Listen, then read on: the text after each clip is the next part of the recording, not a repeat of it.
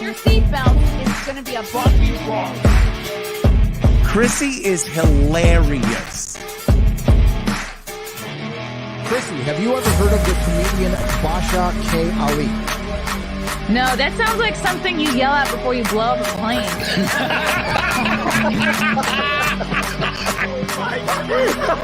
Basha K. Ali!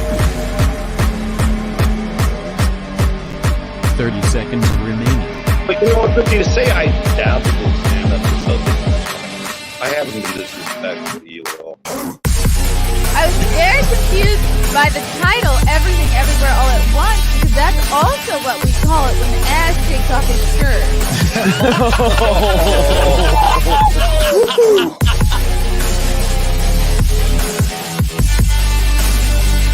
I shouldn't be up here. I should be in school on the other side of the ocean.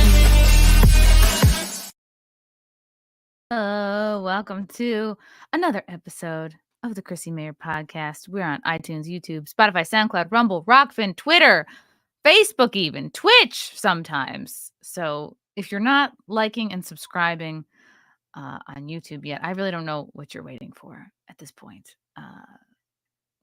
Just quietly like and subscribe on YouTube. You don't even have to tell me that you weren't previously subscribed. I'd rather not know. I'd rather think that you and I are cool like that. Okay. I got a bunch of shows coming up. This weekend, actually, I'll be back in my hometown, my homeland of Long Island. I'll be headlining in Belmore at the Brokerage Comedy Club this Friday and Saturday. Get your tickets now. This really came up quick, this show. 8 o'clock show this Friday, 7 o'clock show this Saturday.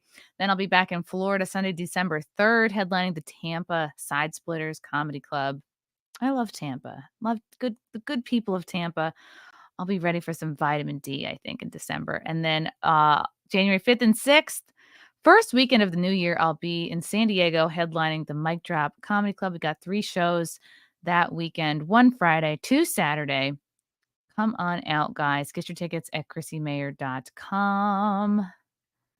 Please and thank you. I think that's it for announcements. Okay. Without further ado, this guest, she's been on the podcast before. She is a longtime dear friend of mine, going back to 2017. The Punchline on Fox days. If you guys are like OG fans of mine, you'll know that I was on a show on Fox called Punchline, and that's where I met today's guest. She is a comedian. She has a new album out now called Ladybug, which we are going to be talking all about. Welcome back to the program, Erica Rhodes. Hey, thanks for having me. Thank you for turning on your computer and putting on makeup for me. Almost. You're like one of those. We were both saying before we went live that both of our backgrounds here kind of look like we're at the DMV. It's very plain, but Erica, you've moved recently, and it takes a while to just sort of get situated. And like, the last thing anybody wants to do is rush and hang things up on the wall. You got to make sure your Wi-Fi works. You got to make sure the appliances are functioning. Yeah, and it's like when you're on the road, you have to do it sort of in increments. You have to kind of get one piece of furniture every time you're home. Yeah, you're like, all right, another week, another pillow. I didn't know how expensive couches were. Like, I guess I haven't really bought a brand new couch before. They're hundreds of dollars. They're what? They're hundreds of dollars. They're thousands. not cheap. Thousands even. Yeah, a nice couch is like $2,000. I bought this couch from a girl who was moving to Nashville, and she had a hit song. Was it Taylor Swift? No, but she looked kind of like her, and she was like really confident and cool. And she was like, she kept calling this couch like she was like, she's wonderful. You're going to love her. She was like my first couch ever. Like, she's like, and I just sort of fell for it. And then I like sat on it when I got it. And I was like, this is the hardest couch ever. She's hard. I was like, this is not comfortable. So I just sort of fell for her hard. Yeah, it was a hard sell. soft. The I need a kind soft. of person who would gender a couch, I don't know if that's the kind of person I would buy a couch from. No. They did that once at a leather jacket store. They were like, she's gonna mold to your body. And I'm like, how do you know it's a she? Like, Yeah, maybe I don't wanna be a lesbian. yeah. Maybe I Maybe only I'm wear straight. male jackets. Or maybe it's just like boats. They refer to any object as female. I think they think it sounds fancy, like they are sophisticated. They're like, "Oh, you're Right. gonna love her. She's just gonna like she's just gonna mold to your skin, and she's so soft and malleable." And it's like, And people, I think, also refer to cars as she. Like, people say, "Oh, listen to her purr," or something like that. What objects do we refer to as male? I can't think of any. Maybe a washing machine? "Oh No, yeah, that's do they ever say you're gonna love him?"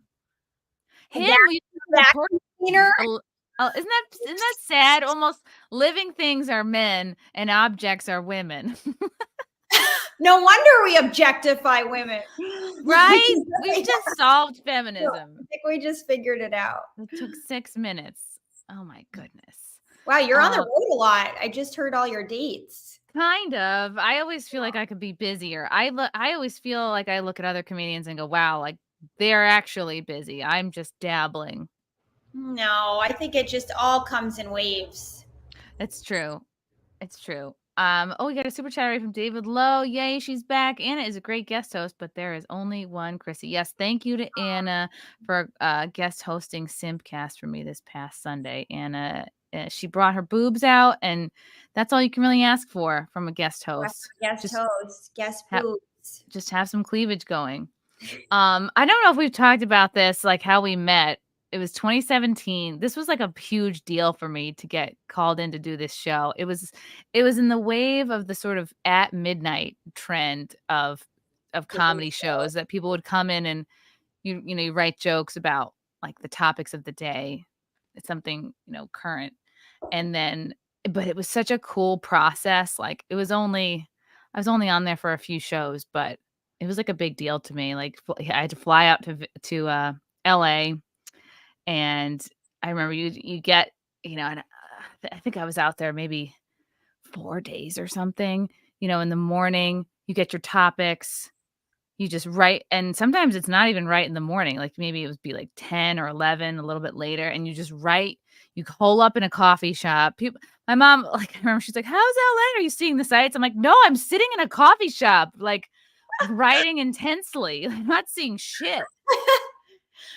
I remember we all didn't we all go out to sushi and we all talked about guys? Yes, and we all talked about our boy drama and like Yeah, how we we've had been so much heartbroken over the guy years. drama. And who was the other? Do you remember the other comedian? Lace Larrabee.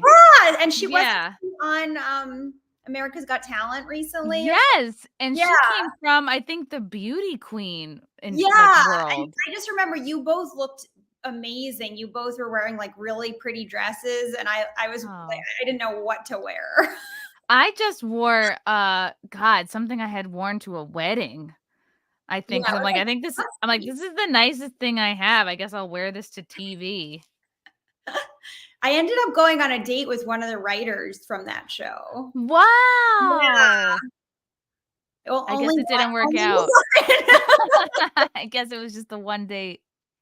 Well, I just remember I like didn't get clear signals that he liked me. Like we hung out and we went to a couple places, and then I think I just was like, yeah, I don't know if I think it was just like I didn't feel chemistry, but I of course was sort of in an insecure place. So I was like, I just didn't get the feeling you liked me. And he wrote something like, "I had my hand on your leg." So do a lot of people. Oh, You're like, so did the guy putting the microphone on me. Okay. Yes. Like Yeah. showbiz, baby. Yeah, like at the date, I guess he had his hand. I don't even remember that he had his hand on my leg, but he was like, "I had my hand on your leg. Of course I liked you." You don't have to out who he was, but how did he go about asking you out on a date? He clearly saw you on the show. He's there working on it, right? I think it was a while after the show. So it wasn't like from the show. It was like then we matched on something back when I did. Yeah, it was like we matched Oh, or Bumble. Like I did that for a bit, but I don't really do it anymore. And okay. trying it. Yeah. And I think it was maybe Bumble. And we matched a couple times. And then he was like, oh, yeah, we like worked together on Punchline. And you're like, I don't remember seeing you. No, I did remember him. He was funny. He was like a good writer, and I like good writers. Oh, so he was on camera. No, he wasn't on camera. Oh, He was okay. a writer. Like, remember they had a stat? Didn't they have like a couple writers on the show? God, I don't remember that. I just remember like I came with my whatever 25 jokes that I wrote, and then you'd run them. We'd go in the room and you'd run them by this lawyer Oh, yeah. lady for Fox. And I just remember that we couldn't say Viagra. In one of my jokes, I wanted to say Viagra. I'm like, oh, can I say the little blue pill? And they're like, that's fine. It's like, wow, it's interesting. Do the jokes still work with Little Blue Pill? God, I don't remember. I think I Yeah. still did it though. And then I just was like, a lot of my jokes just centered around hitting on the host. What was his name? Mark? Oh, yeah. Wow. I It think was I came fun. back and it was a different host, and I feel like I didn't do as well, but I felt like it was maybe because of the chemistry of the other players. Like that helped. And they Yeah. still had the headliner versus challenger format, right? God, I don't remember now. It was so long ago. Yeah, I don't remember anything about it except I'm for doing my whole glory days thing. I'm like, remember when it was on TV? what's weird to me is it doesn't even seem long ago. It seems like if you said it was 2 years ago, I'd believe you, and if you said it was 10 years ago, I'd believe you. Like It was 6 years ago. years ago? That was Oh. 6 years ago. 2017 was 6 years ago. That's crazy. It is crazy. It seems like yesterday. I remember I still had my day job at the time, and I Yeah. had to I was so nervous because I had to fly back because we recorded on a Sunday and I had work on a Monday. I remember I wore that blue dress that I wore on the show. I got in a cab, went straight to the airport, took a red eye, flew overnight, landed in JFK, changed in the airport bathroom. I wiped off some of my makeup, like just enough for a day look, and then got on the subway and went straight to work. Like took the air train, Oh my God. took the subway, and got to my desk by 9 a.m. or whatever it was. Fucking exhausted, no sleep, but scared to death that if I don't pull this off, I'm gonna get fired and be in poverty. So it was exciting to make it work. Yeah, and then you graduated from the day job. I graduated by being fired. That's what they told. Like I used to work at Lululemon. That was one of the jobs that I kept for the longest. The yoga clothing store. I love Lululemon. It's bougie. Like only if you're doing well can you shop there. Yeah, I don't even shop there. But when I worked there, they were really like their whole idea was they're gonna support your other goals and aspirations. Yeah, right. Any job who says that is full of shit. They want you working there till you die. No, they would have us make vision boards. Like we would make vision boards. We would like have little group meetings about how we can support each other. But what if your vision board involves like getting the hell out of Lululemon? Like what if you want to work? That's what it would happen. Eventually they'd be like, we think it's time for you to move on. And they would call it graduating. They wouldn't call it firing. And I remember being like, I remember when I got fired, it just I felt so coddled in the meeting. Like, she's like, we just think it's time for you to really go for your dreams. And we just think that like your next chapter is going to be so amazing. And I was like, I left feeling so good. And then I was like, wait, did I just get fired? Yeah, they gaslit you hardcore. And you know what? Every job should follow that model. They should coddle you and they should be like, well, we heard you're into comedy and now you can fully pursue that. And you're like, well, wait a minute. I've been doing it for a year. I'm like, there's no way I can live off that. Like I literally needed 1 or 2 jobs up until 2021 when I got fucking fired. Like I would have still had that job if I didn't get fired. And getting fired is a blessing. It was, but it goes to show how like long it takes for some people to, you don't just go to a few open mics and then a couple years later you're making a living off comedy, unless you're Michael Che and you get plucked for SNL. Yeah. Most people have to like slog away Right. a few jobs. But that's so I love the Lululemon firing model. Like they convince you that it's the best thing for you and spread your wings, but just do it out of the store. Yes, just do it not here. And let us know how it goes. Yeah. Take your punch card and your lunch and get the fuck out. But God bless, bigger on to bigger and better. I loved that job though. It was the only job that I made a really good group of friends, and they would give us free yoga classes. Like we had unlimited yoga classes anywhere in LA for a while. That was a very LA job. Yeah. And I actually learned flying trapeze because of that job. They teach flying trapeze at yoga, or this was a different Well, they had a partnership with the flying trapeze, whatever. The circus? The school of flying trapeze. And it was on the pier for a while. And so we would walk, and it was in Santa Monica. So I'd walk from Lululemon down to the pier with my friends, and we would do flying trapeze after school, after work. It was cool. That sounds like a dream though. That sounds it was. Wow. And like you look back at and you're like, the whole time we were complaining, we were all broke, we were, single and dating the wrong people and sad. And then now I just look back and I'm like, those were like the best days ever. You were flying around on a trapeze. Flying, and we had no responsibilities, and we had no idea what we were going to end up doing. Like we all have branched out to different things now and live in different areas, and they all have, two of them have families now. But do you think part of this Lululemon firing model has something to do with age? Like maybe they have Leo DiCaprio syndrome and they don't want anybody there working above 25 years old?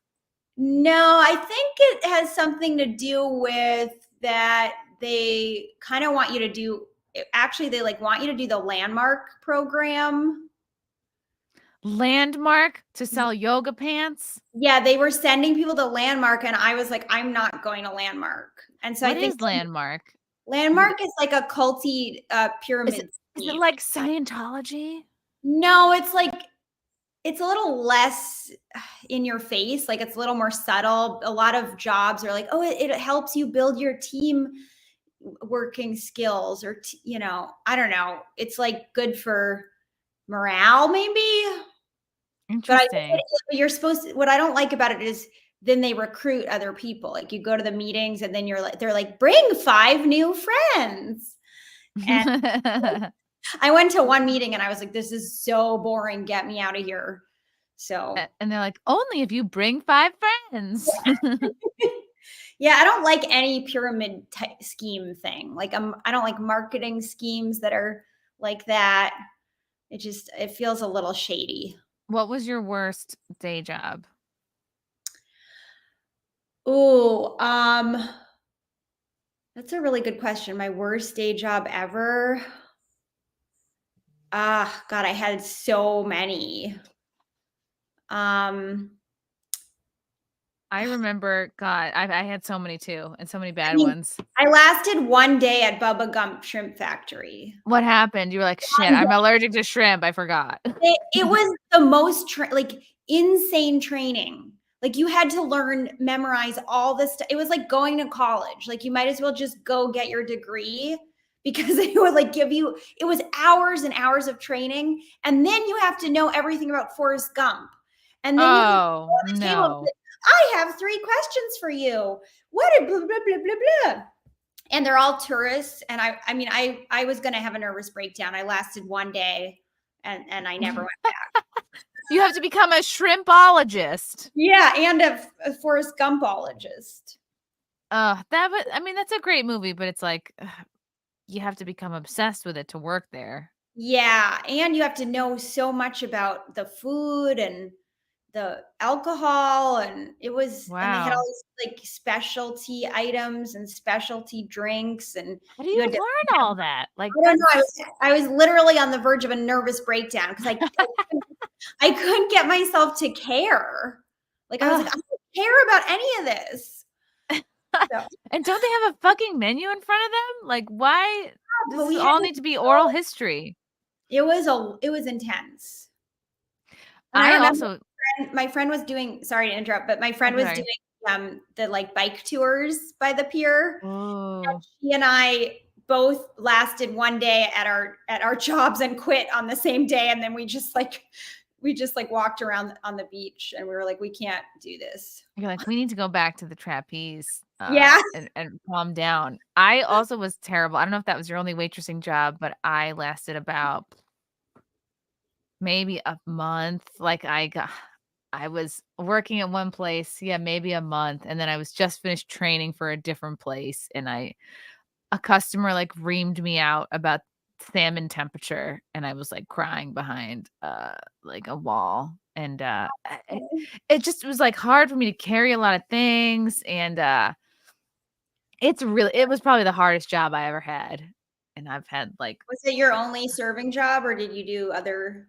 the I think so. Well, I was a bartender for a while Oh, yeah, at I did that once too. I was a bartender at a couple of bars. One was in Spanish Harlem called The Duck, and they were owned by the same guy. The other bar was called The Patriot. It was downtown on like Chambers and Church Street. And I would get the early shift. So I would start at 10 a.m. And I'm like, who's going to drink at 10 a.m.? Oh, a lot of people. Construction workers. The bar would be full by 10:15. Just buckets of PBR. And then like guys coming in for like lunch for construction. And I worked because you need experience to work anywhere in New York City, really. And I had none. And the chalkboard outside said shameless Saturday night sluts wanted. And I was like, that could be me. So I walked in and I was like, basically like, can I have a job? They're like, great, you have a pulse and tits, you're hired. And I was like, wow.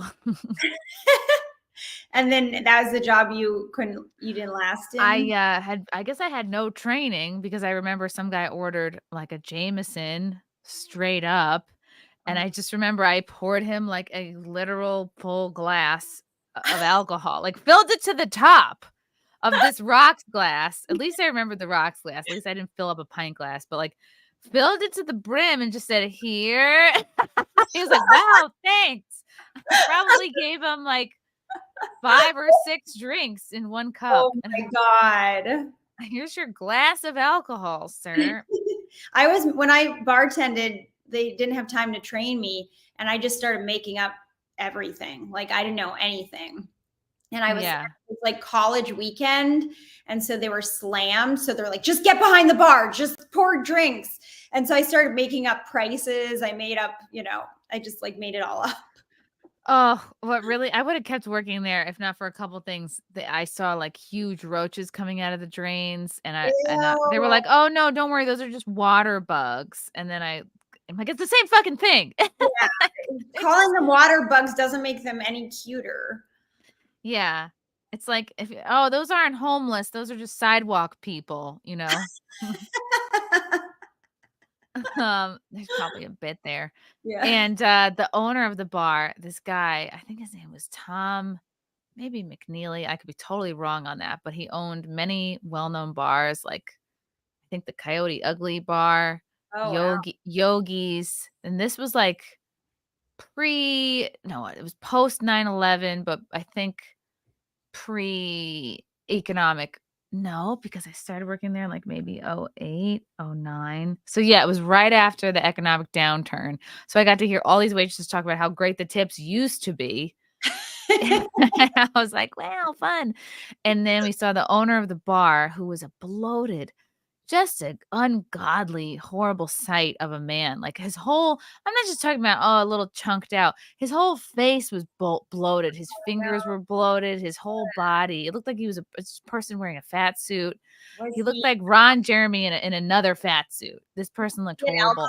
Alcoholic? Is that why? Yes. Oh yeah. He'd always come in and drink. Yeah. Drink whatever whiskey. I forget his favorite type of whiskey. I think it was like Rebel Yell or something. He drank whatever. And then we came down. We'd have to like shut off the taps downstairs when we came upstairs. And he was just passed out on the floor. He was just laying on the floor, like almost like a crime scene. And the night guy, it's just mopping around him. Like this is the most regular thing. Like this just happened. Just slowly mopping around the outline of his body. I was like, it was like 2 a.m. I was like, do we leave him here? Do we put him in the cab? Like, what's the procedure? And then the other waitress I was bartenders with was like, oh no, we just leave him. You know, he'll come to at some point and go He was home. dead. I'm like, are we leaving this for the morning girl? That doesn't seem fair. Oh, Oh my God. it was funny though. I remember because I had a flip phone still because this might have been 08, 09. I took a picture of him before I left. And then like that was one of the few jobs I did quit. I was like, yeah, I can't. And also it was a slippery slope into the strip club life because some girl was like, you want to come cocktailing with me? Cocktailing? I was like, what does that mean? She's like, oh, we go to the strip club and we just like Oh, we wow. walk around and sell drinks, but like you're a sneeze away. You know what I mean? Like if you really wanted to be a stripper, I think Do you have to wear something sexy to do that? Yes. Yeah. It's basically the landmark program for stripping, I think. I remember that in New York, there were these clubs and all the women that would be the bartenders and the waitresses, but they would also be barely dressed. Mm-hmm. Yeah. And You have to also, like bring it. models. They were all kind of like model-like or actress-like. Yeah. You have to be hot, which is why I was flattered that she even thought I was capable Yeah. of such a thing. Oh, thank you, Matthew Hammond. I'm so glad to hear you are okay, Chrissy, after seeing Nick Rekida's announcement. Oh, I didn't see his announcement. What did he say? Anthony Mark, congratulations, Erica, on quote Ladybug. Thank you, Anthony. If that is its real name. Yeah. Rob Lee, what about her nude scenes?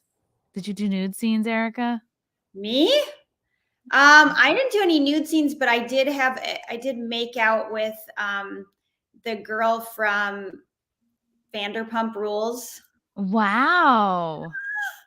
Who's that? What's her name? Ariana Madix. We did a horror film together and we had to do a lesbian makeout. Oh, she's cute. Yeah, she's hot. And we had to like wear, we had to wear like sexy underwear and I like had nothing and she had like 5 options. And where was this? For what movie? Years ago. Don't look it up. It's like it's okay. a terrible horror film. And yeah. Ooh, now everyone can imagine you guys making out. Yeah, we had to make out. You're welcome. I just remember thinking this girl's going to be a star because she just already seems really confident. And she was like, really, she's just like, I was just like, she's going to be a star. She's great at making out. Yeah, she's like pretty good kisser. She's meant for showbiz. Yeah, and she's like, and now she's a big star. She's a star. Ask about the disembodied. Are her parents proud? I don't know what this is about. I don't know what this is. Okay, maybe Rob is confused. Yeah, I don't know what that is. A lot of people are confused in this chat. It's really neat. I forget that you were you had an actress moment, or I mean, maybe you're still in your actress moment. Well, that was the path I was taking. I went to acting school and then I did a lot of random weird jobs. And then I was like, this is probably not the path for me. I don't want to audition. I don't want my whole life to be auditioning and begging people for things. It's exhausting and I barely dabbled. I was just going on a lot of commercial auditions and I was like, so wait, if I get this herpes commercial, I mean, that's a good thing because I get a couple of dollars, but now everyone will think like. Did you audition for a herpes commercial? Yeah. Oh yeah. Did you get it?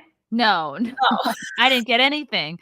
I was like, I failed just remarkably at everything I ever attempted for many, many years. Do you want to know the weirdest commercial I ever did? What? Was a Tampax commercial that was a reality commercial. And this was also during the height of that economic crash. Ooh. Where everybody really needed a job.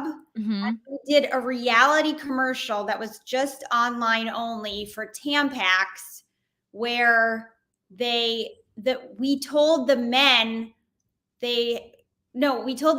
who were interviewing, they had to go up to people in the gym and ask these women if they were on their periods. And if they were, they had to ask them to not use the equipment.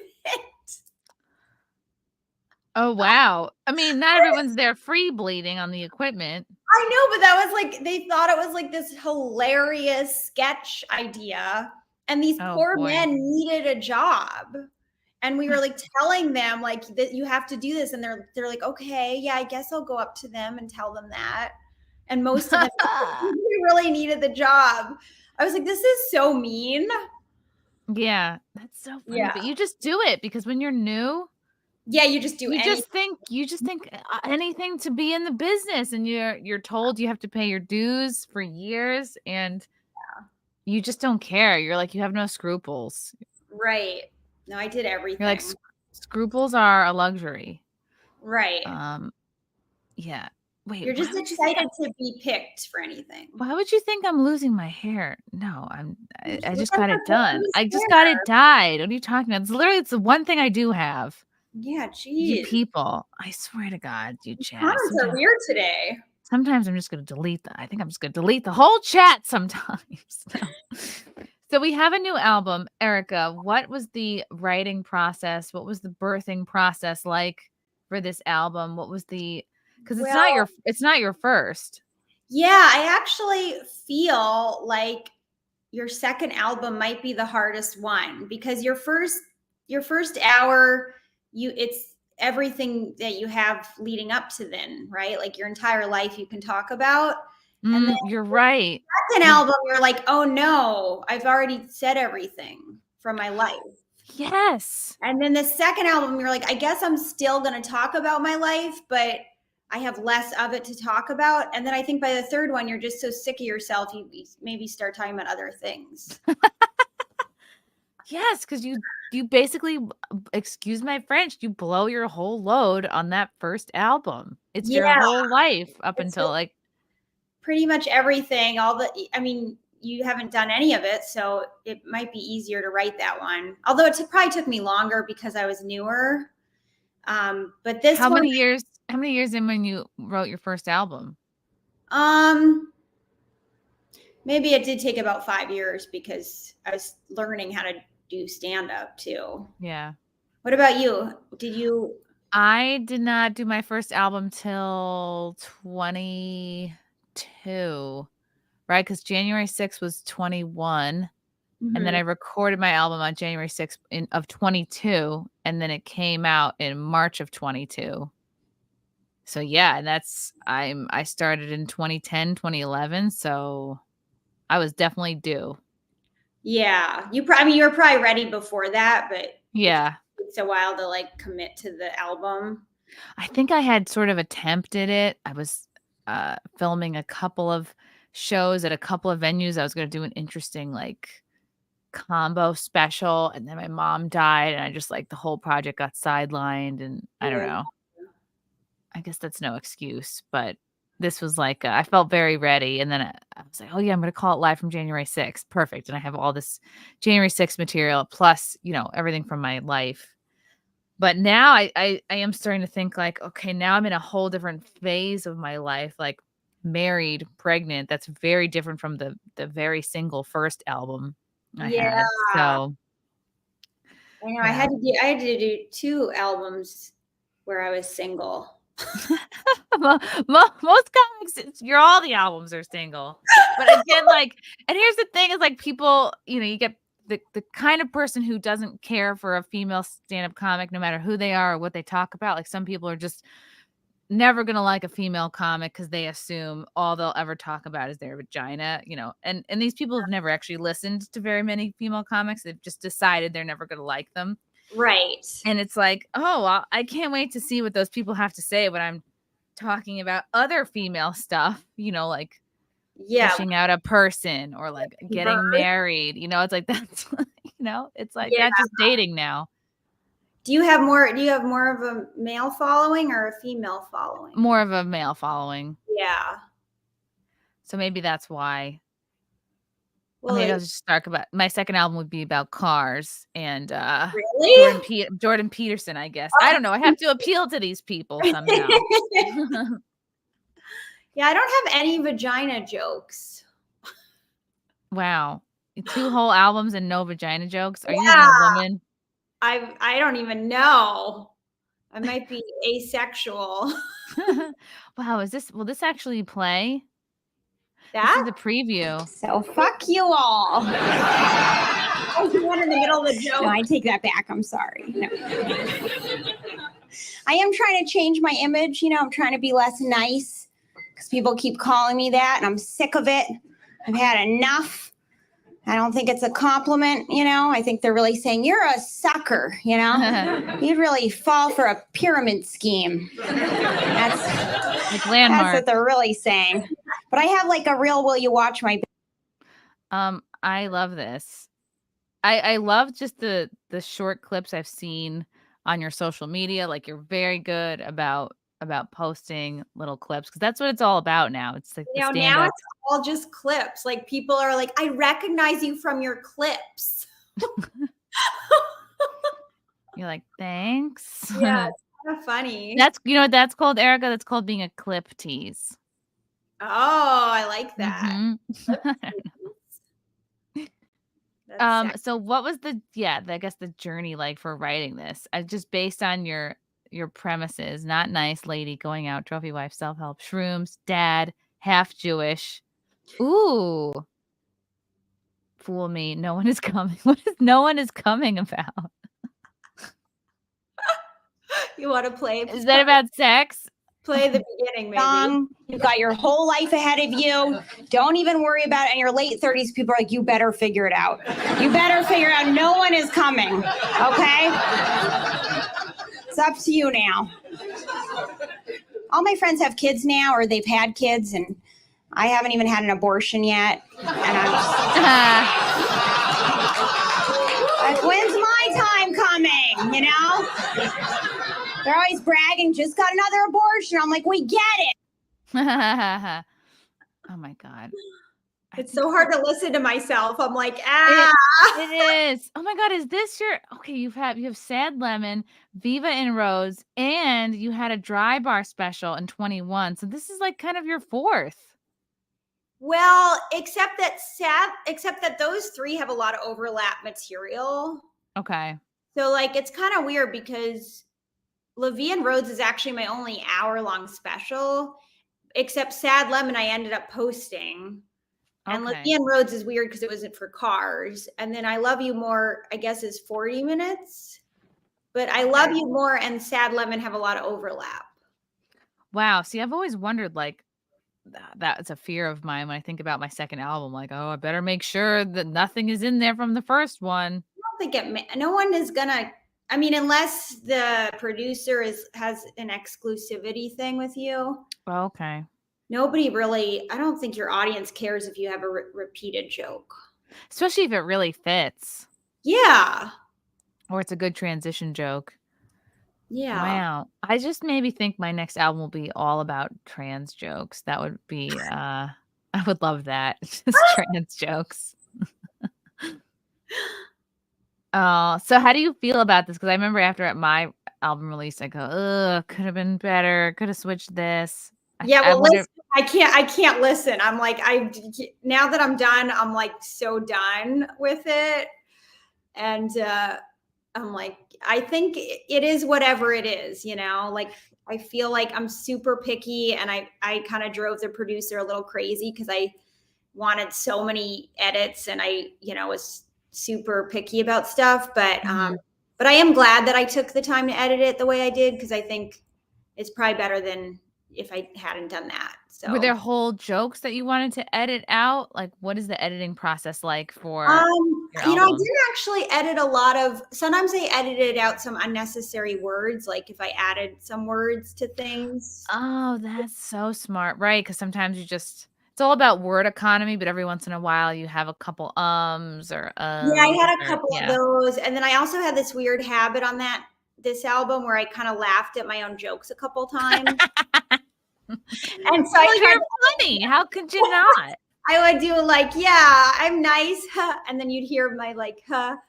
And so I'd edit out that sound a lot. So you can edit that out while keeping the audience noise, like the ambient audience background noise? Yeah, I think you can. I mean, some of them stayed in, but a couple of them he could get out. So that's interesting. I think my favorite stuff about this album is the stuff about my dad. You know, I talk about him and his death, and it's very personal. And Oh wow. I'm so sorry. When did he die? he died 3 years ago. Oh wow. And yeah, like I feel like he would have really liked the jokes on it, and it just made me happy to do that. That would be maybe something for my next album would be like something my dad would find funny. Because I had a Trump impressionist at my wedding. He was like, I didn't think it was his sense of humor really, because he's not really a Trump guy like Frank's family is, and I'm a Trump person. So it just was like nothing anybody was expecting. Well, a few people were like, "Oh yeah, this is some shit you would do," but Is your dad? no, So, what did the Trump guy do? it was great. I gave him just details about everybody in the family, like names. I said definitely you can play off the whole, because 3 of my bridesmaids like had just had new boobs done, so he definitely.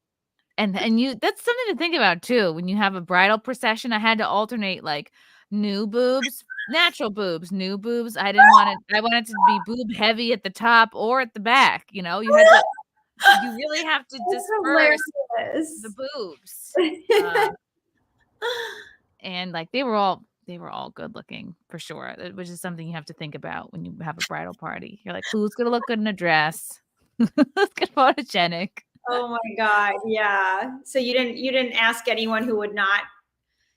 There are some bridezillas who ask their bridesmaids to lose weight before the wedding, which I would never have the balls to do. Oh my God. Are you serious? Yes. Oh God. There's so many stories about things like that. And they tell you exactly how to have your hair specifically, and what you shoot. You have to have these specific shoes, which I guess I kind of understand to a degree, but like, who cares? it's like it was so funny. It was good times. When was your wedding? It was in June. Oh wow. I thought you had, for some reason I thought it was longer ago. I know, well, because Frank and I have been together. Yeah, long time. It'll be 9 years next month. So Oh my God. it already felt like we were married in many ways. Yeah, I think I thought you were. Because it's a bigger deal to live with somebody, way bigger deal than to like, okay, planning a wedding is like the fun party. To me, it felt like the wedding is the reward for making it this far with this person, whereas most people do the wedding at the beginning. It's like, you haven't earned that yet. Like, you just fucking met. You're celebrating not breaking up. I think you should only be allowed to have a wedding after 8 years. Then you're ride or die for this person. You're for real. I think you definitely need to get past the 7-year mark, because not a lot. Yes, the itch. Fine, Yeah, let's make it 7 years. Let's make it 7 years, because that's everyone talks about the 7-year itch. Yeah. And maybe that's chlamydia. Maybe that's just you get tired of the person. And yeah, I think that's when people should do. Because so many people, I kind of like look down my nose at people who meet and get married right away. And I'm like, you don't know shit about this person. You have to go through several rounds of all the seasons with them. You got to go through a death. You got to go through a pandemic. You got to live with them. You got to go through a move with them before you really know. Yeah. I think when people move in, it's often when they realize it's not going to work out.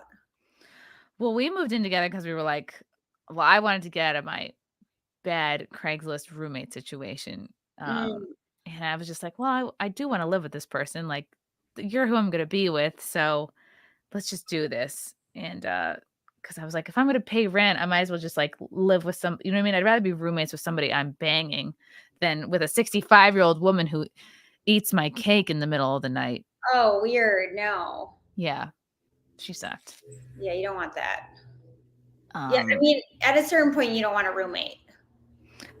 I guess so. I think I'm so used to having one. I always shared a room with my sister growing up.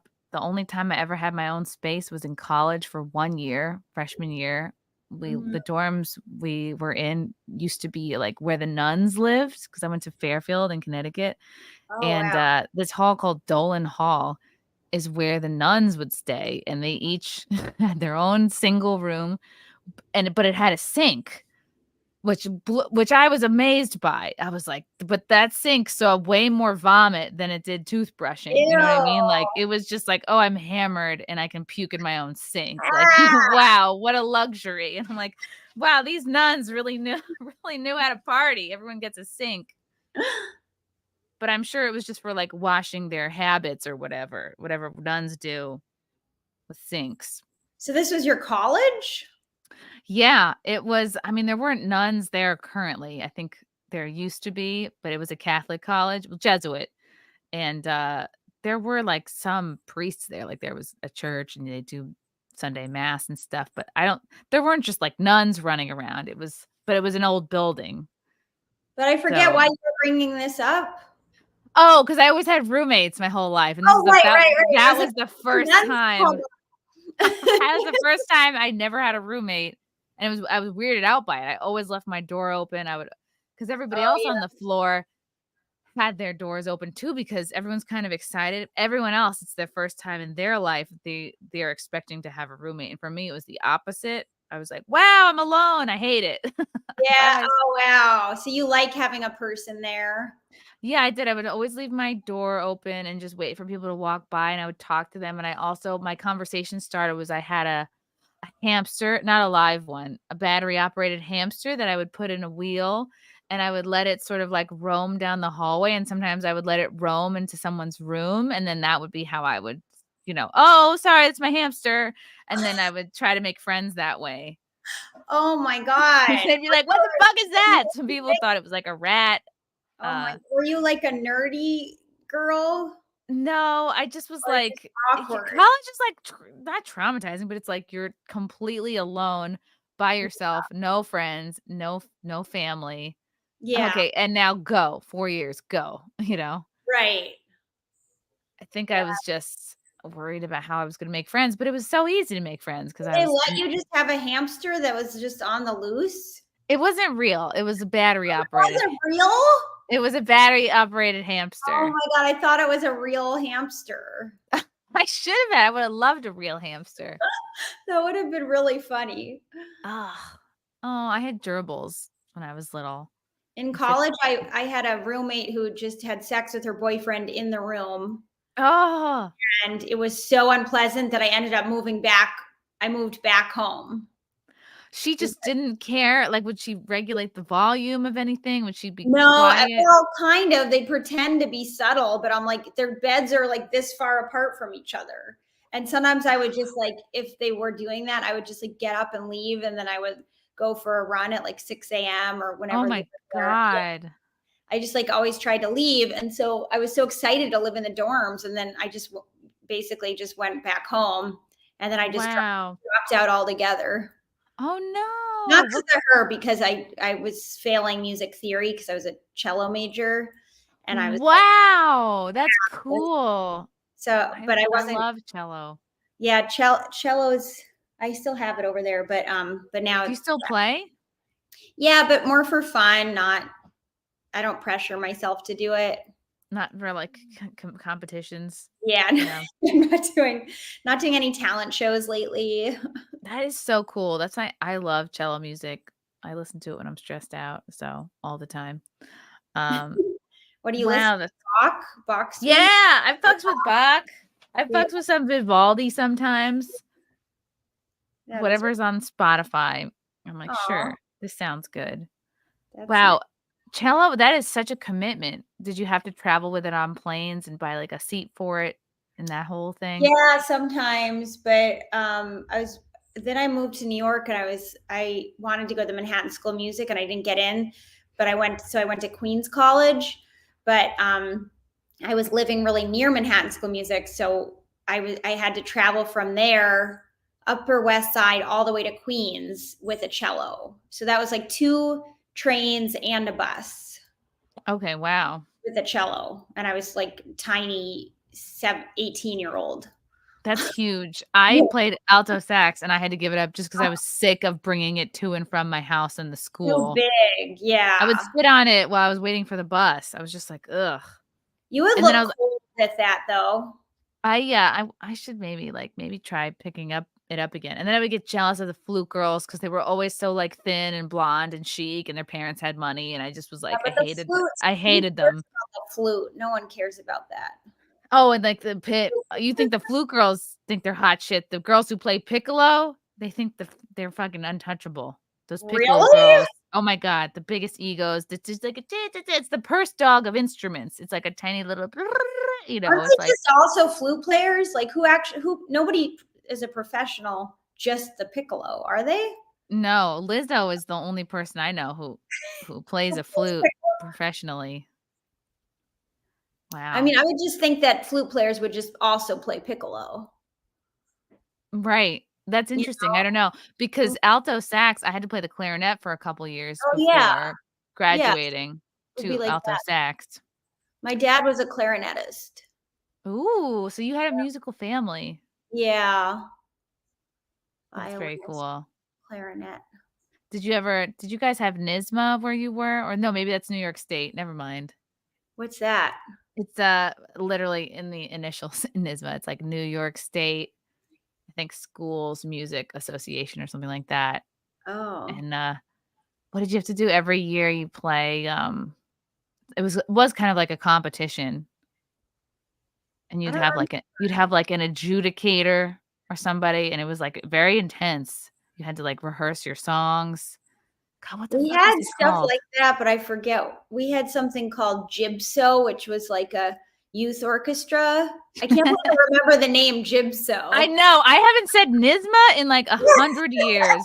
Jibso sounds so weird now, but yeah, Jibso. Jibso, where you have to, yeah, it's like a youth orchestra, and you have That's to, really cool. yeah. I was always jealous of Jacob Rothstein because he was the first chair sax and I Mm. was the second. And I just was like, he thinks he's so fucking good. You know, he Yeah, was good. people don't realize there's like so much drama in orchestras, Yeah. like a lot of drama. My favorite was our teacher, band teacher, Mr. Schusterman. I think he's still alive. He'd get up, and this was like the fucking 90s, man, when like when life was good, right? And Yeah. he'd get annoyed at somebody. He just would chuck erasers at people. Like Oh it my would always be God. like the drum boys would be like causing trouble, and they were in the back, like the percussion section.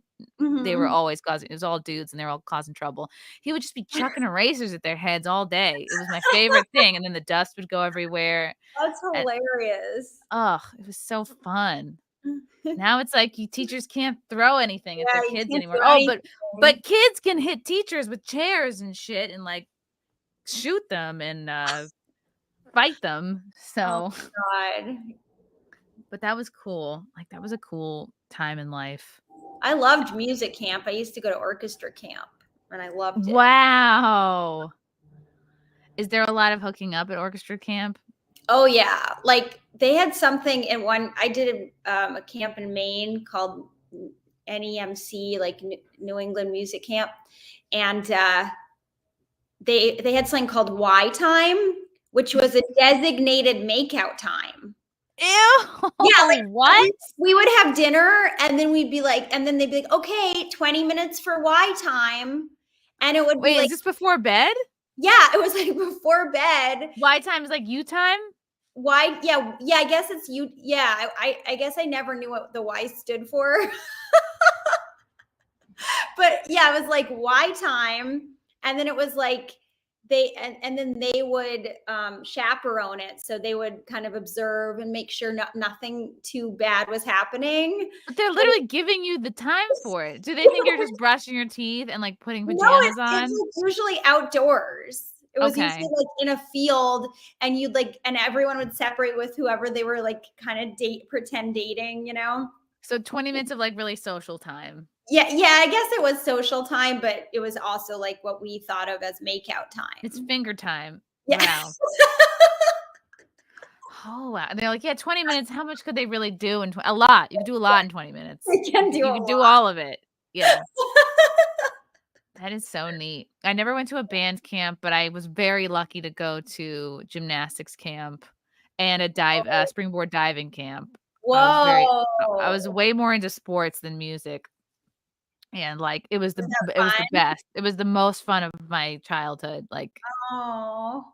absolutely the cool diving camp was the fucking coolest. I think I was Are you a good are 16. you were you a good diver? Yeah, I was, like, 8th in the state. I loved it. I did it in Whoa. college. Oh Like, I my still have a god. record. I was, like, Really? 3rd in the I don't know, That league is or so something in cool. college. I loved it. I loved it so much. I still have dreams where I'm still diving.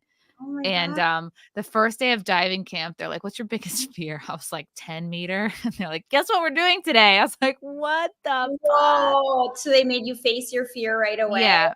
Yeah. And I was Wow. like, "Oh, I should have said 1 meter. I should have said my biggest fear is getting made out with by the counselor," you know? So did you get over Holy the shit. fear?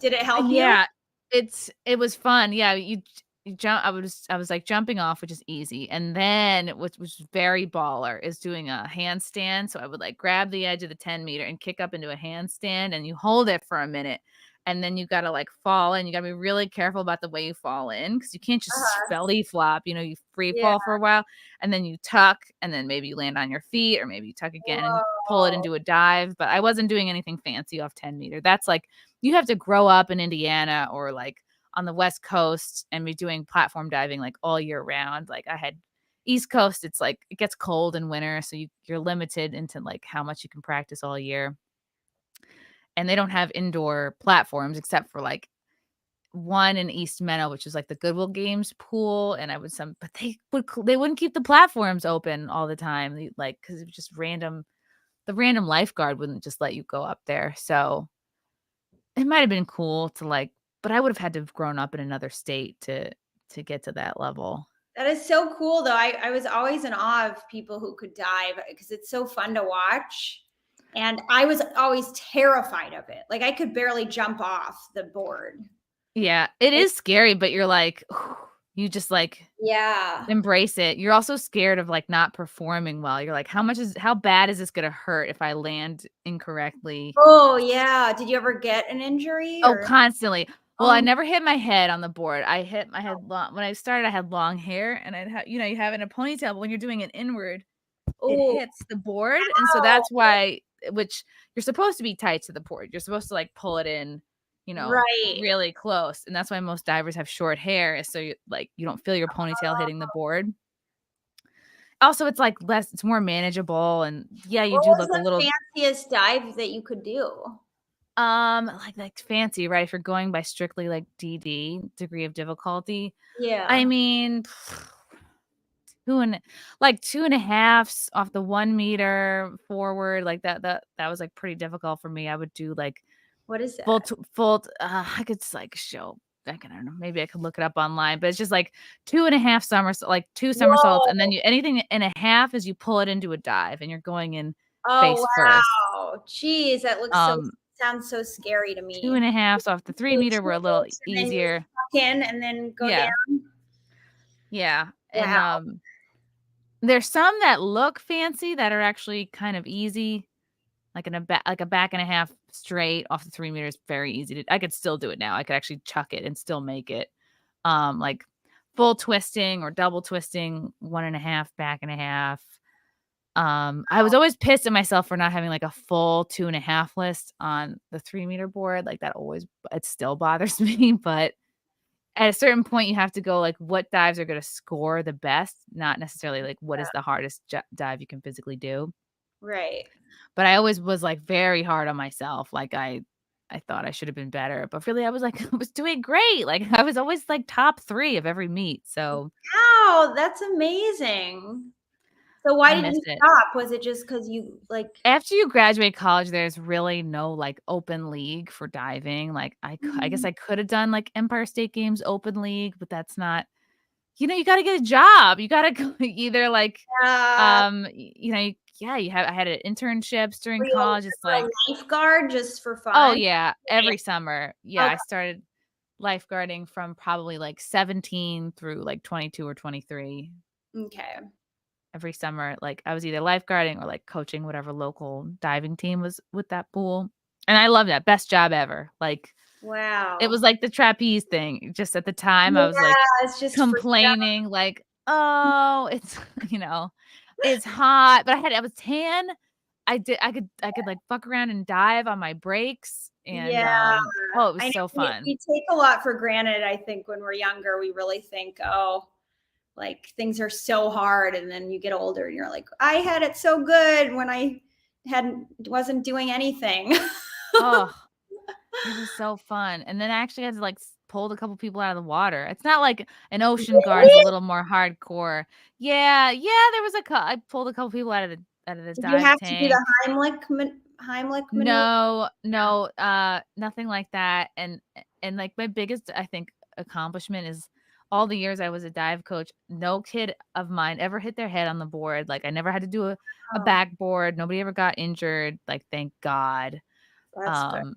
There was one time unrelated to diving, but like someone brought like what they thought was a choking baby into the lifeguard office, and I was brand new.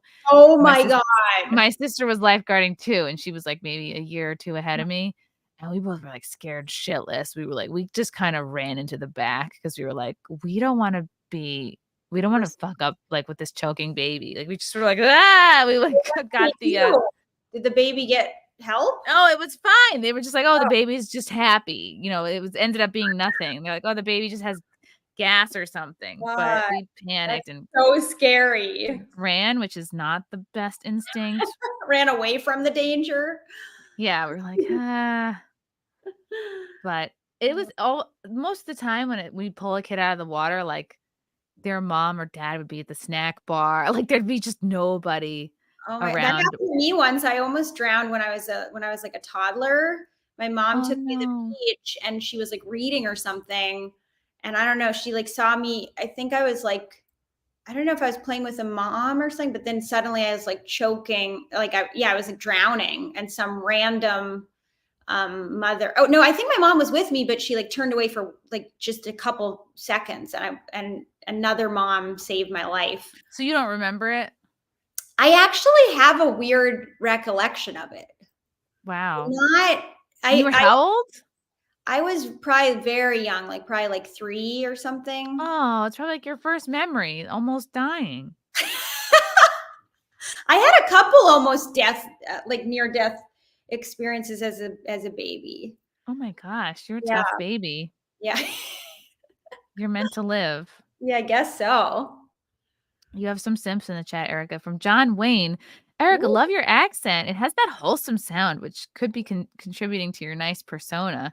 I can't even imagine getting angry with someone who sounds like the farmer's wife, but looks like the farmer's hot mistress. Woo! Oh, all right. He saved that one.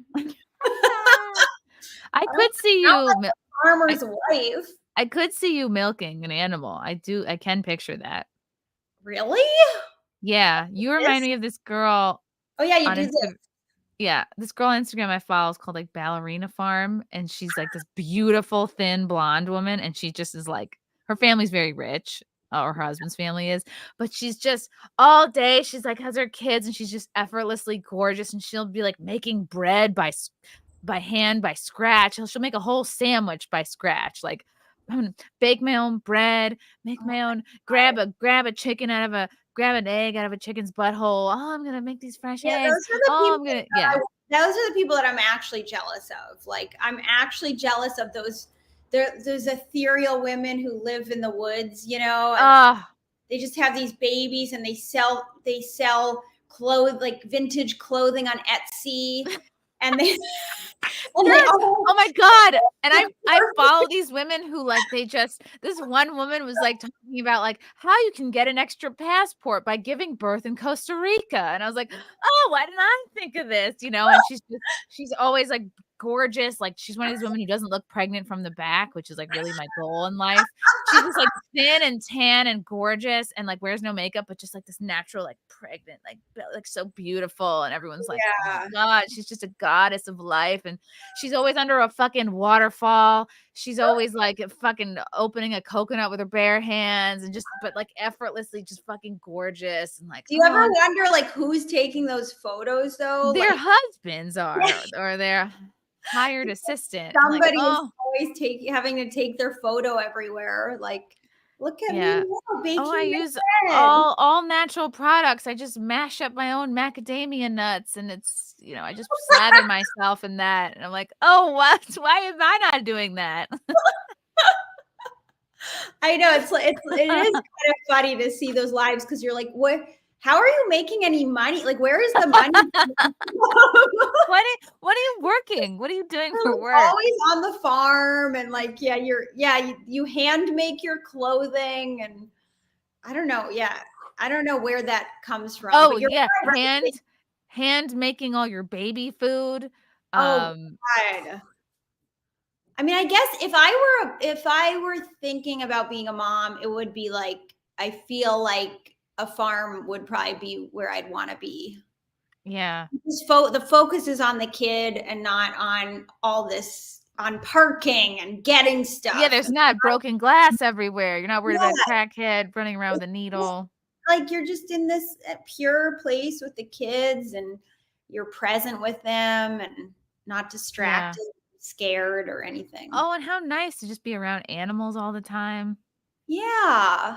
I know. I like a farm life. Just fucking jump on a cow and walk into the sunset. How fun. Yeah. Do cows do that? I don't think that, yeah, I think you're thinking of a horse.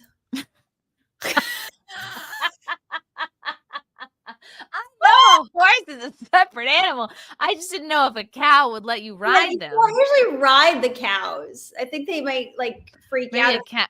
Why wouldn't that be a cowboy? I've always wondered that. That is a relevant question. Why not be a horse boy if you're always on a horse? I know. Why is it a cowboy on a horse? This is a funny joke for you. Why is it that? I know. Well, maybe because they're rounding up. Maybe they're rounding up the cows via the horse. Oh, with the okay. Yeah. Fox Mulder, another Erica simp. Been an Erica Rhodes fan ever since seeing her on the Babylon Bee podcast, even though at first I thought she was a reverse aging Maria Bamford. I do get that a lot. How do you feel about that? Well, it's funny because I was actually the first one to say it because that's how I got my first manager. I was like, I'm a young Maria Bamford, and I hadn't even started stand-up. And you're like, here's my edge. I was like, I know what I am. But then after that, I mean, I never said it after that. And then he didn't see it. And then as I've done stand-up, I get compared to her more and more. And I actually like see it less and less. Like I feel like our acts are really different. I feel like we're really different. So it's actually funny that now I get it more, that I see it less. It doesn't even matter what you look like. You're also blonde, so you're always going to be compared to Maria Bamford. Just like I look nothing like Amy Schumer, but I'll sometimes meet people like, oh, wow, so you're like Amy Schumer, right? I'm like, fuck, you don't get out much. You don't look anything like Amy Schumer. It's just most people listened to zero female stand-up comics, and most people, either the only one they've heard of is Amy Schumer or like Maria Bamford if they're a little bit following comedy. Yeah. So that's just their way of trying to have a conversation. They just go, oh, here's the one. Just like if someone was like, oh, wow, I'm a big like fucking Yankees fan. I'd be like, yes, I've heard of the Red Sox. You know what I mean? Like, you're just like, oh, you have nothing to contribute to this conversation. Yeah. Thank you, Fox Mulder, for the super chat. But still, I think she's a great comedian. So at least it's not like, he's not comparing me to someone I don't admire. Thank God. Or not someone who sucks. Have you ever met her? Who? Have you ever met her? Who? Oh, Maria? Yeah. I thought you were talking about someone else. Yeah, no, I've met her. We had the same manager for a while. Oh, cool. For like 10 years, we had the same manager. And do you have a manager now? Yeah, I have another manager now. Was it hard to find a manager? Or did you just like submit a tape and be like, hey, come manage this? The first one or the second one? I guess both of them. Second one was easier to get than the first one. The first one I wrote to a lot of people. And I always I had like a little thing where I'd have something in the subject that would try to get their attention. And then I would always open it with something about one of their clients to show that I knew who they represented. Oh, that's smart. because it's like, as actresses, we always made things about ourselves. So I was like, I'm going to make it about them. Like, wow, I really admire this person you represent. Oh, that's smart. You're stroking their ego. Yeah, or at least showing that you did some research. It's not like it's not like a blind email that you're just sending to every manager. So it's good to personalize. Then in that one, I said I'm a young Maria Bamford, and he was like, "Well, I don't see it, but you are funny." So then, I meant I'm like a young Maria Bamford in the bedroom. I don't know what that would look like. Like, I do that same thing with my tongue that she does. Oh, She's so funny. I really, the first thing I ever watched was her web series. Have you ever watched that? No. God, I mean, it was so brilliant. She's literally alone in her bedroom doing all the different voices. And there's she does a song like People Are Afraid of the Dark. It's like all about depression. And she's like singing with candles, and she's like, don't be afraid of the dark. There's and then she's like, and I was like, I love this woman. Yeah, it was really good. That's really cool. I will check that out. Yeah. I will check that out. Deranged Lunatic. Chrissy, are you okay? You disappeared the other night. Yes, I had a family emergency. I am physically okay, but I will eventually talk about it when I can. I just can't right now. Are you okay? Yeah, I'll tell you when we're done. Okay. But that's the thing when you're an online person, people. I know they check. They want to know. They want to know. They care. Yeah, they do care. They're invested. I'm okay. The baby's fine. It's when you say family emergency, everyone thinks, oh, the baby, like she fucking miscarried. Oh, yeah. No, thank God, no. Okay. Everything's fine there still. So that's good. Do you have a name at all or not?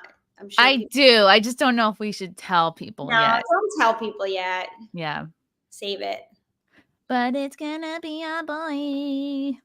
I would want a boy if I were having a kid. I think they're really? Mm-hmm. Why? But we're girls. Shouldn't we want girls? No, because boys are much easier on their moms. Girls are so hard on their moms. But doesn't every kid have like a cunty teenager phase, whether they're a girl or boy? But the girls have so much drama. Like they're just so emo and so emotional, and the shifts are more dramatic. I think boys are more likely to be protective of the mom. Oh, that's sweet. They're more like they have. I don't know. That's the idea I have. Yeah, it's interesting. I wonder. I had a tiny slight preference for a boy, but I couldn't explain why. And I was like, I didn't want to really admit it because I was like, I need to be okay with either scenario because I don't want to. Everyone's like, which one do you want? I'm like, first of all, you don't get a choice. And why would you set yourself up to be even a little disappointed? Right. Yeah, you're bringing new life into the world. It should be a miracle, no matter what gender it is. Yeah. Oh, it is. It is a total miracle. Like, it was just like, whoop, how the hell did that happen? I was in complete, I had no idea. You didn't want to have kids ever? Or no, I was open to it. I just, I just didn't think it couldn't happen unless you were actively, like, obsessively trying. I guess, like, what you see on TV and, like, what you hear from friends and stuff. It's like, oh, you got to take your temperature. You got to look at your app. You got to, you have a window. And then you got to fuck this person. You have to do it now, It's like, and it was like that at all. We had a very busy summer. We had, like, just got married in June.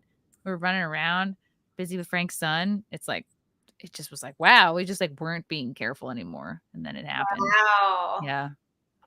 Well, then it was just meant to be. It was meant to be. Oh my God. We're getting so gay, guys. Are you nervous about being a mom or? Yes, of course. It is nerve wracking. Yeah. Because at least with a girl, I was like, okay, I can French braid really well. I don't know what I bring to the table with a boy. My parents both wanted a girl. And when they were trying to think of anything good about a boy, they just thought, well, we can have him wear one of those hats with the flappy ears. That was the only thing.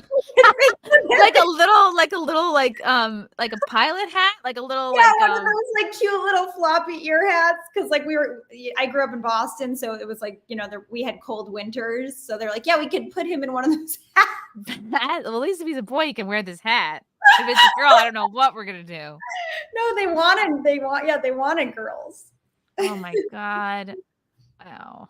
Yeah. It's really wild. It hasn't hit me yet. Like I don't really look it. I just I just feel like I'm getting a little fat. I feel You like have a bit of a like that glow though that they talk about. some people have said that I have it. I wonder if it's just my new bronzer. Yeah, well, or the ring light. It could be the great lights. Yeah. No, you always look good. Thank you. It's a real I don't feel like it's real yet because it's like I see the ultrasound, I've seen the pictures.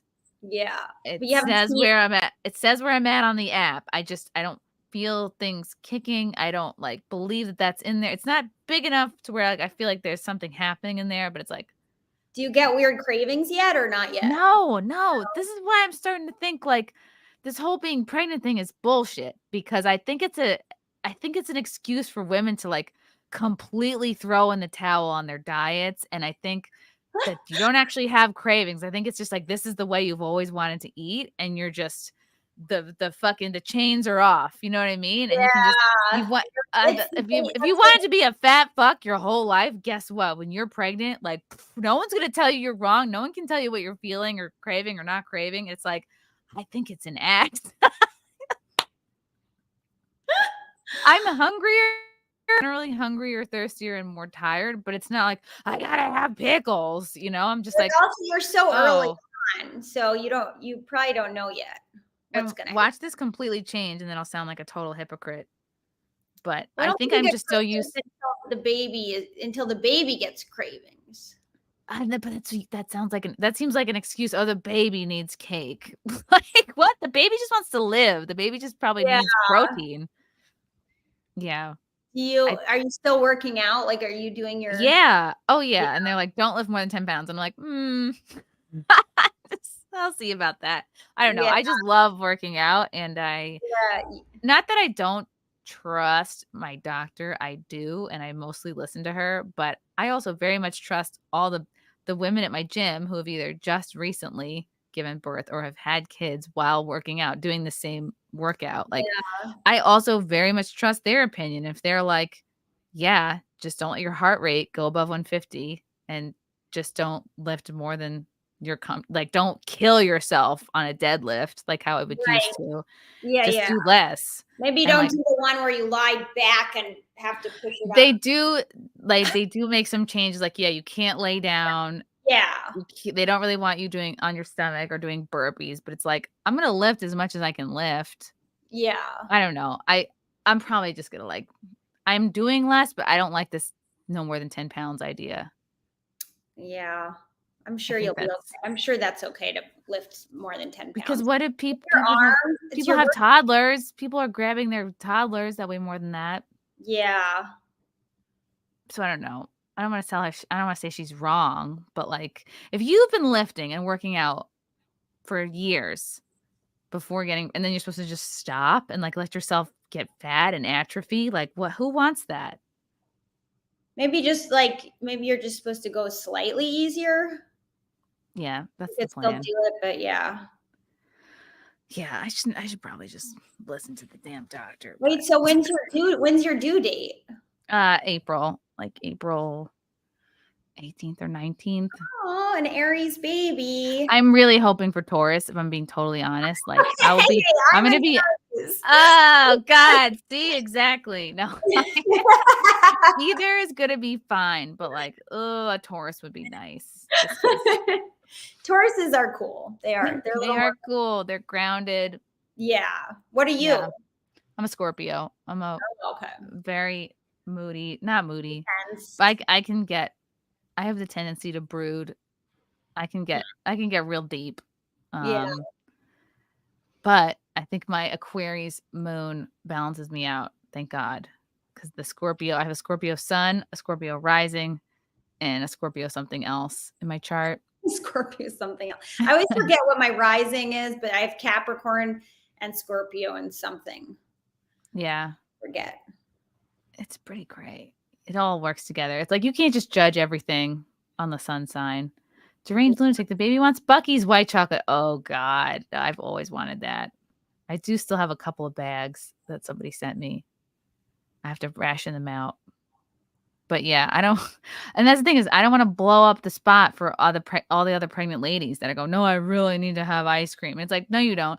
I think maybe it's because 'cause I'm coming out of, like, 2 years of, like, hardcore keto and dieting and trying to, like, get Oh, in wow. shape for the Yeah. wedding, so I've been on a diet, like, I've spent my whole life ignoring cravings. Why would I suddenly give in now?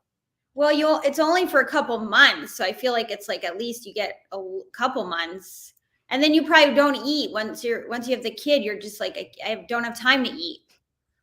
I Then you guess lose. you probably have to if you're breastfeeding, but then you do, Yeah, like, lose weight pretty quickly if you're doing that.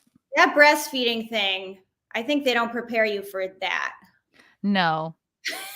I think worst case scenario, if he wrecks the place, Yeah, maybe I'll just get some surgeries. Maybe I'll just get a boob lift or something. I'll have an implant moment. I'll do a tuck. Like, if he really trashes the joint, I'll Guess have to remodel. you can't teach them how to do it, huh? You just have to be like, go gentle, honey. No, you can't, because you can't have a baby, make it with your body, push it out your body, and then be like, I don't mean to shame people who don't breastfeed, but it's like Yeah, you've kind of given up control over your body at a certain, like, you're going through with this. I just the idea of being even a little bit selfish makes me feel bad. yeah. So, Plus, it is better for the baby to breastfeed. yeah. They say smarter babies breastfeed. All right, people in the chat are saying all I could eat without throwing up was Eggo waffles. The cravings come later. See, I'm about to sound like a huge hypocrite. Yeah, everyone's like, yeah, enjoy this part. I'm saying cravings are bullshit. I'm saying all these women are I lying think to it- you. I think it happens like a couple months in. Oh my God, that's really funny. I'm just like, oh, you bitches. Yeah, you're like, I'm not gonna do that, and then you're like, I need peanut butter now. I did want peanut butter once, like once. See, it's creeping in. But I've always liked peanut butter. I just avoided it because it's very high calorie, and I constantly live my life trying to lose weight. So there's just certain things I've phased out over the years. Oh yeah, my mom has always had peanut butter, and she's pretty thin. She eats peanut butter nonstop. I think it just comes down to genetics, like Yeah, maybe. so much of it. Yeah, it's fun though.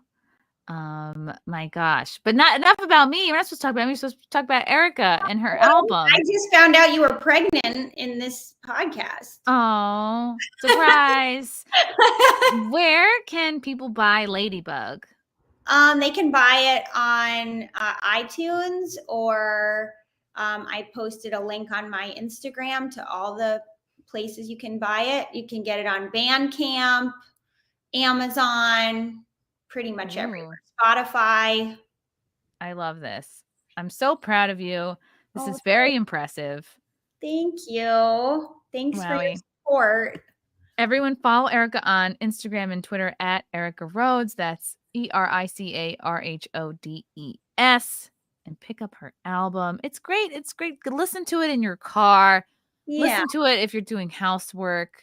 Like, throw it on. You know what I mean? If you need a laugh. It's like, it's very easy to get bummed out by the news. And it's very easy to just, open up Twitter. I'm like, can I just open up Twitter without seeing a headless baby? Is that so much to ask? Oh my God. I know I can't go on TikTok now because I watched a couple war videos, and now all my algorithm is war. It's like either war or Taylor Swift. War or Taylor Swift. I'm like, I can't go on here. I'd almost go for the war. Taylor Swift is insufferable. I don't care who she's dating. It's all prearranged by the PR. I know. I don't believe any of it. Like, those are the conspiracies. I'm like, this is not real. Like, she's kissing him on the cheek. Like, they've never kissed on the lip. Stop it. I would prefer the headless burnt baby over Taylor Swift. Like, that's how horrible she is. I think I'm not the only one here. That's horrible. Oh my God. Bad. All right. It's bad, but so is Taylor. Okay, Erica, anything else I missed? Anywhere else you can be followed? Yes, TikTok, you said. Yeah, my website, I'm in the middle of sort of like renovating my website. So maybe hold off on that, but it's ericarhodescomedy.com for future dates. I'm going to be in Reno, Nevada, Ooh, November 17th and 18th. that's And fun. yeah, but other than that, I don't have a lot of road dates because I'm taking a little time off the road. You're gonna take a little Y time. Yeah, I need some Y time. Thank you. Ah, oh my God. Wow. I'm happy to know so much about band camp now, orchestra camp. Yeah, that's funny that we talked about that. And shit that I haven't mentioned in like 20 years, like NYSMA.